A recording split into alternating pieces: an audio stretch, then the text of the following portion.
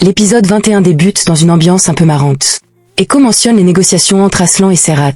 Il dit qu'il écoutait depuis sa table, ça n'a pas été difficile. Mais 10 minutes se sont écroulées mais pas d'appel. Au même moment le téléphone d'Aslan sonne et il refuse de décrocher. Étonné, Echo lui demande pourquoi il ne répond pas. Aslan répond que c'est Serhat, il n'a sûrement pas informé son père de l'offre. Les regards sont tendus, le téléphone sonne à nouveau, c'est Ilyas Khourouzadeh, mais Aslan ne répond pas immédiatement. Qui prendra la bonne décision? Qui réussira à obtenir ce marché si convoité? Mais cet appel change complètement la situation. Grâce à une stratégie aussi audacieuse qu'inattendue, les négociations basculent en faveur des Khourouzadeh. Les hommes d'Aslan restent stupéfaits devant ce retournement de situation. Quelques instants plus tard, l'atmosphère devient beaucoup plus intime. Echo décide enfin d'aborder un sujet de sa relation avec Yagmur, qu'ils évitaient depuis longtemps. Avant qu'il ne finisse de parler, Aslan lui dit qu'il le savait. Les aveux provoquent une immense émotion, mêlant gêne, inquiétude et peur de perdre une relation précieuse. Pourtant, la réaction attendue n'arrive pas. Au lieu de laisser la colère prendre le dessus, Aslan choisit de faire preuve d'une incroyable maturité.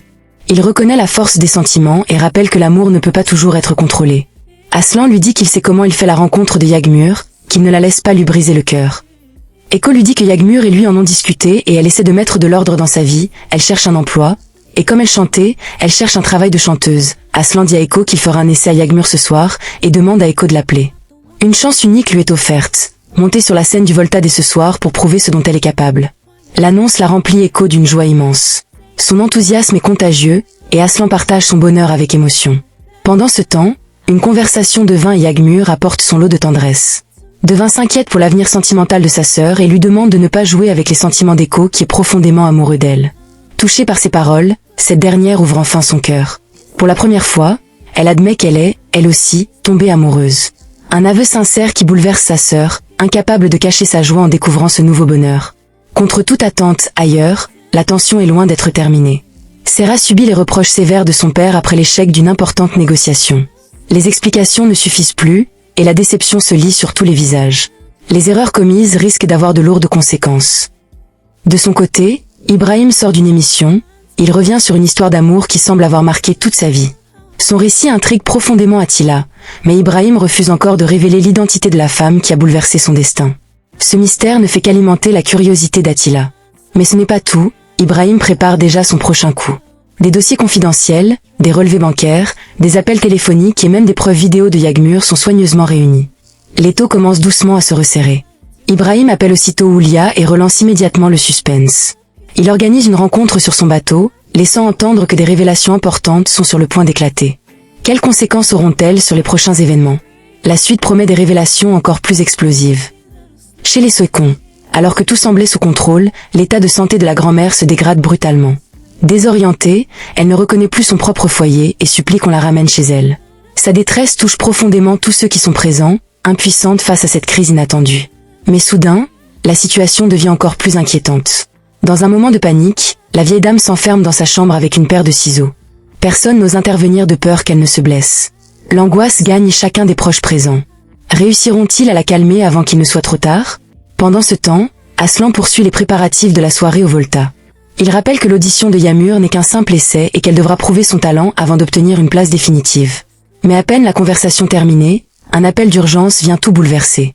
Sans perdre une seconde, il décide de rejoindre la famille, il appelle aussi Devin pour faire face à la crise. Quelques instants plus tard, Yagmur, elle, tente de retrouver un peu de légèreté.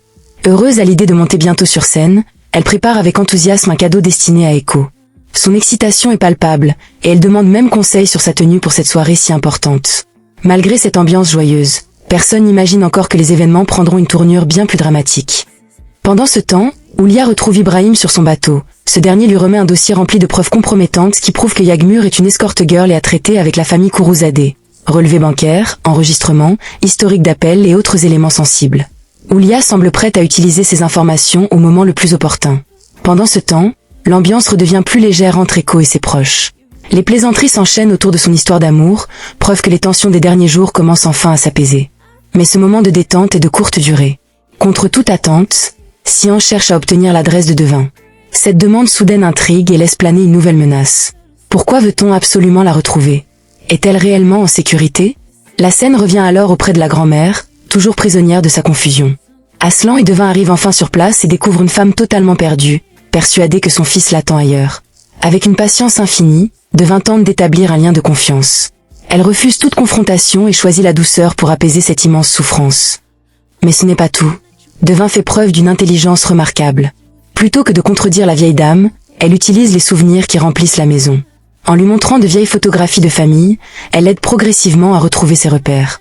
Les images réveillent peu à peu sa mémoire. Les visages familiers, les instants heureux et les souvenirs de son fils finissent par calmer son angoisse. L'émotion envahit alors toute la maison. La grand-mère reconnaît enfin ceux qui l'entourent et accueille Devin avec une tendresse bouleversante. Les larmes remplacent la peur, et chacun pousse un immense soupir de soulagement. Même Aslan ne peut cacher son admiration devant le sang-froid et la bienveillance de son épouse. Quelques instants plus tard, tout semble enfin rentrer dans l'ordre. La chambre est remise en état, les objets dangereux sont éloignés et la famille retrouve un peu d'espoir après cette terrible épreuve. Mais alors que cette crise paraît terminée, une nouvelle tension surgit immédiatement. La conversation se tourne vers la soirée organisée au Volta et vers l'audition de Yamur. Cette décision ne fait clairement pas l'unanimité et provoque une vive réaction chez Oulia. Ce choix risque-t-il de déclencher un nouveau conflit au sein de la famille? Et cette soirée, censée marquer un nouveau départ, va-t-elle finalement faire éclater de nouvelles rivalités? La soirée qui devait être placée sous le signe de l'espoir prend une tournure complètement inattendue. Alors que chacun se prépare à rejoindre le Volta, une tension grandissante éclate autour de Yamur. Des révélations troublantes commencent à circuler, semant le doute et la méfiance. Pourquoi suscite-t-elle autant de réactions? Quel lourd secret cherche-t-on à dévoiler? Mais Oulia sort une preuve compromettante qu'elle montre à Aslan. Une vidéo de Yagmur est montrée à Aslan et son contenu provoque un véritable choc. L'émotion laisse rapidement place à l'incompréhension, puis à la colère. Les accusations se multiplient et les regards changent en un instant. Une réputation est brutalement remise en question. Pendant ce temps, le drame s'accélère. Yamur est violemment agressée par Serra près de son domicile. Blessée et incapable de se défendre, elle est rapidement secourue par Sian puis transportée d'urgence à l'hôpital.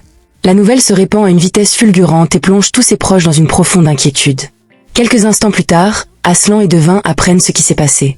Sans hésiter, ils interrompent tout ce qu'ils étaient en train de faire pour rejoindre l'hôpital. L'angoisse est immense. Sur le trajet, chacun redoute le pire. À leur arrivée, l'atmosphère est particulièrement pesante. Les médecins prennent immédiatement la jeune femme en charge. Les premiers examens révèlent qu'elle a subi un violent traumatisme à la tête et que plusieurs blessures nécessitent des soins urgents. Même si elle est consciente, personne ne peut encore affirmer que tout ira bien. L'attente devient insupportable. Pourtant, la douleur n'est pas seulement physique.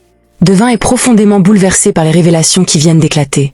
Les disputes reprennent de plus belle, chacun cherchant à comprendre comment une telle situation a pu se produire. Les émotions explosent entre colère, honte, tristesse et incompréhension. Mais ce n'est pas tout. Une autre conversation entre Oulia et Sian laisse entendre que cette agression n'est peut-être pas le fruit du hasard. Oulia reproche à Sian d'avoir fait disparaître toutes les preuves pouvant identifier le responsable. Il a supprimé les enregistrements des caméras de surveillance. Oulia lui demande que si Aslan découvrait que Serra Kourouzadeh qui derrière cette agression, que se passerait-il? Sian répond que le monde que serait débarrassé d'une mauvaise personne. Oulia lui dit d'arrêter de raconter des bêtises, il parle du fils de leur principal associé, et demande s'il devrait faire d'Ilyas Kourouzadeh leur ennemi à cause d'une prostituée. Elle demande à Sian d'effacer ses enregistrements, sinon il aura affaire à elle. Contre toute attente, Aslan prend une décision dans le plus grand secret. Il est demandé que cette affaire ne soit révélée ni à la presse ni au public. Il souhaite éviter un nouveau scandale, mais cette discrétion ne risque-t-elle pas de protéger les véritables coupables? Pendant ce temps, Eko vit l'un des moments les plus difficiles de sa vie. Fou d'inquiétude, il ne supporte plus de rester à l'écart pendant que Yamur est soigné. Son désespoir est bouleversant. Il supplie qu'on le laisse la rejoindre et ne pense plus qu'à une seule chose, découvrir qui a osé lui faire autant de mal. Aslan tente alors de le calmer avec beaucoup de fermeté. Il lui promet que les responsables seront retrouvés et qu'ils répondront de leurs actes. Malgré la douleur et la colère, il refuse de laisser cette injustice impunie. Une véritable chasse à la vérité semble désormais sur le point de commencer. Mais une question se pose, les preuves ont-elles déjà disparu? Et lorsque toute la vérité éclatera enfin, quelles conséquences aura-t-elle sur les familles déjà profondément divisées?